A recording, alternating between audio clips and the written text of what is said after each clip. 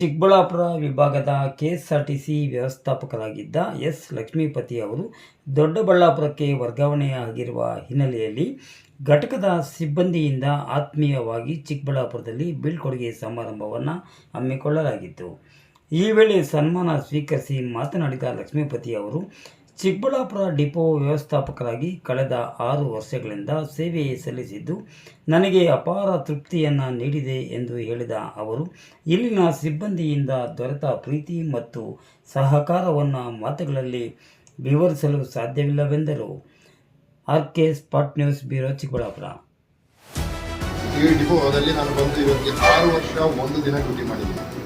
6 ವರ್ಷ 1 ದಿನ as A depot manager ಆಗಿ ಬಂದೆ. ಕಷ್ಟವಾದ ಸಮಯದಲ್ಲಿ ಬಂದು ಎಲ್ಲ ಪ್ರೀತಿ ನಿಮಗೆ ಕಾಣ್ತಾ ಇದೆ. ಈ ಪ್ರೀತಿಯಿಂದ ಈಗ 6 ವರ್ಷಗಳ ಕಾಲ ಈ ಡಿಪೋವನ್ನು ನಂಬರ್ 1 ಸ್ಥಾನದಲ್ಲಿ ತರಕ್ಕೆ ನಾವು ಟ್ರೈ ಮಾಡಿದ್ದೀವಿ.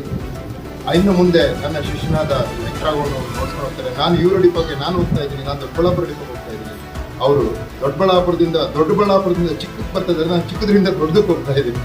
ಬಟ್ ಅಲ್ಲಿ ಶೆಡ್ಯೂಲ್ಸ್ ಕಮ್ಮಿ, ಇಲ್ಲಿ ಶೆಡ್ಯೂಲ್ ಜಾಸ್ತಿ. ಅವ್ರು ನೆರವೇರಿಸ್ತಾರೆ, ಮಾಡಿ ಬಂದಿದ್ದಾರೆ. ನಾನು ಅದು ಮುಂದುವರಿಸ್ತೀನಿ.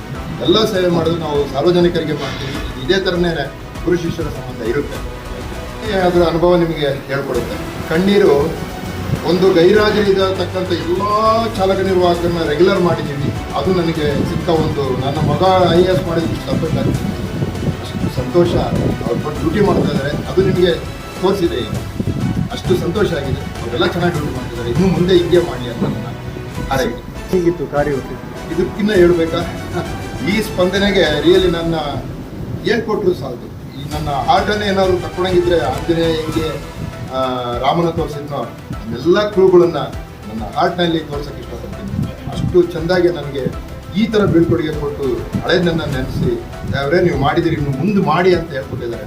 ಎಲ್ಲ ನಾನು ಚಿರಋಣಿಯಾಗಿದ್ದೀನಿ. ನನ್ನ ಆಭಾರಿಯಾಗಿ ಅವ್ರಿಗೆ ನಾನು ವಂದಿಸ್ತೀನಿ.